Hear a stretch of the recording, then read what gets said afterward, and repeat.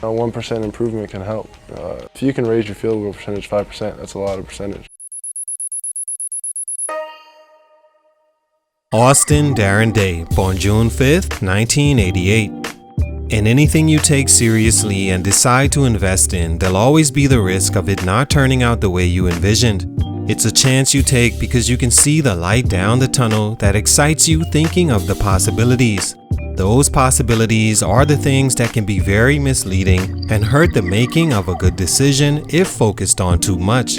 In basketball as an NBA franchise, it's no different. Only you're betting on players every year to reach the potential you see in each of them to perform to their abilities, putting it all together to make a good team all around that reaches its potential as a unit.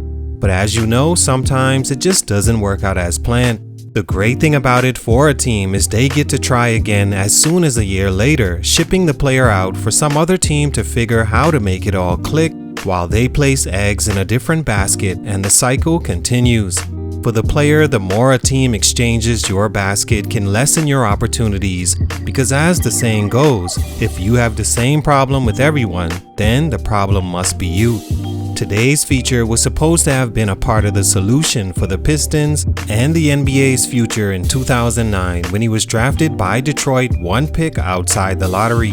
The Pistons in the late 2000s were leaving the decade much the way they came into it as a non-contender, but have seen success in between winning the championship in 2004 and contending every year since until 2008-09, the season before drafting Austin Daye. Daye was supposed to have been the offensive counterpart to Piston legend Tyshawn Prince, only much taller, with the potential to develop as a defender as well, eventually making him Prince with the skill set of a guy like Kevin Durant. That was the hope. Daye, of course, became nothing of the sort, lasting just 3 seasons with the team. Traded January 30th, 2013 to the Memphis Grizzlies, a new team on the clock to develop Daye into the talent he showed he could be at an early age. But they too realized his vast skill set wasn't very useful if certain things we'll talk about weren't there to act as a strong foundation. 2 years after leaving the team that drafted him, Daye was out the league, playing for 4 teams since then and 5 teams in 6 years.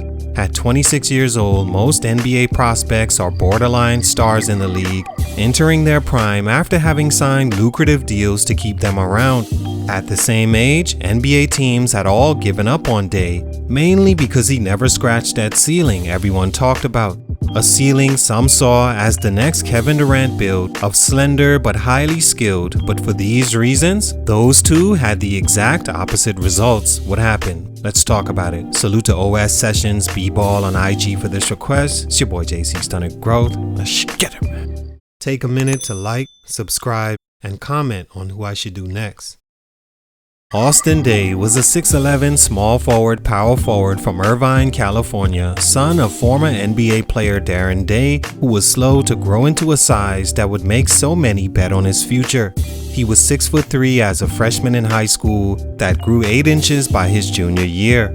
6'3", slender, with some skills is a maybe, but 6'10" with guard skills and the touch of a smaller player was a thought every NBA team at the time were imagining and wanting to get their hands on after the success of Kevin Durant. He averaged 16 points, 9 rebounds, and 3.4 blocks as a junior, upping that to over 30 points, 12 rebounds, and 5 blocks his senior year. At the beginning of his senior season, he had signed with the Gonzaga Bulldogs, entering his freshman year as one of the nation's top recruits as far as potential. He came in and played an important role for a team that won 28 games, losing in the first round to Steph Curry and Davidson, Curry going off for 40 points. His second year, the team won 3 tournament games. Daye, a year being a starter full-time and third on the team in scoring, piqued a lot of NBA interest and influenced his decision to leave school and enter the draft.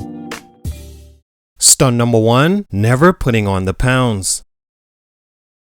Let's start here, as it was the biggest concern for Daye since day one of becoming a serious NBA prospect.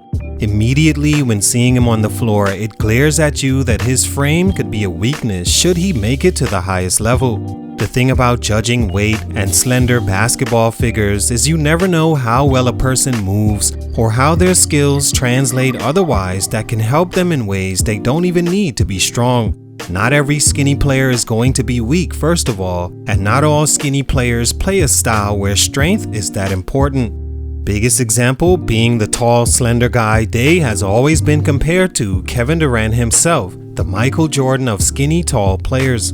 Kevin's game style makes it to where he can score on you in every different way because his skill level is a threat from anywhere and at any point of attack.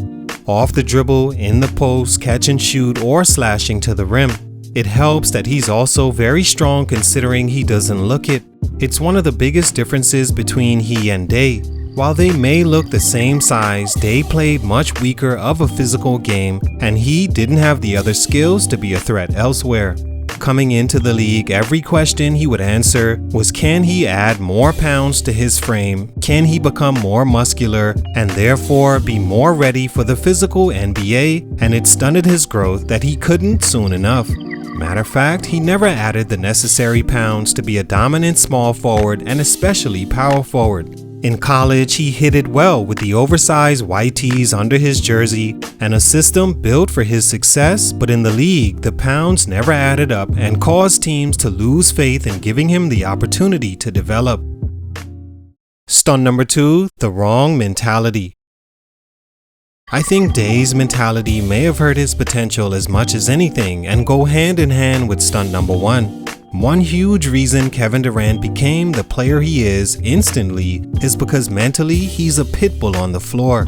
That mentality was developed from day one, having to come from the circumstances he came from growing up, as they say in the hood, and being challenged daily just going outside. It's competition every day in inner city, low-income environments where they don't care how skinny you are. You learn to make those bones strong and effective, or you can come outside and likely won't make it out. Austin is a son of a former NBA player that grew up in a nice part of Orange County, California, with sea views and less challenging days to develop a fighter's mentality. So he says things like, I think I can prove I'm one of the best players in my draft class, instead of saying he knows he is, or I have to be confident instead of already being confident enough to not even mention it. Coming into the draft process, Daye's mentality and reason for leaving was to hopefully go mid to late first round so he wouldn't have the pressure of an early pick who can play from the bench and develop over time, not be a star right away. Great players want to go number 1 or as high as possible. Listening to him speak, it sounded like a guy with a safety net under him, not one that sees it as it has to work or there's nothing else. I think that influenced his drive to get better and his effort to show and prove. With the right mentality, Daye's physical weaknesses wouldn't have mattered, instead of accepting his fate and flushing out the league at just 26 because his confidence and fight wasn't where it needed to be. Stunt number 3, no helpful skills. I wanted to begin with this one, but it falls right into place because if it weren't for this, nothing before would matter. A huge reason Daye's growth didn't meet his potential is because he didn't have the other skills that could help his main skills to show how good they were on the NBA level. For example, Daye has always had a soft touch around the rim and from deep, but if he doesn't have the handles, quick first step, or explosion to get to the rim, not to mention the strength to finish with contact, then what good is a soft touch around the rim? If no one's afraid of his slow first step, then why not trail him on those threes he made over 40% of in college? If you know he's not athletic enough to finish over you at the rim or doesn't even have a confident or fighter's mentality to attempt a strong drive, then why not pressure him and make him give the ball up? Yes, he had all the offensive skills he needed to be a success. Problem is, they showed more in a college system where there's physical advantage or workouts against cones or 2-on-2 drills and even all alone. A player like an Austin Daye without mental toughness, high confidence level, and the pre-skills that lead to his featured skills is an easy player to defend.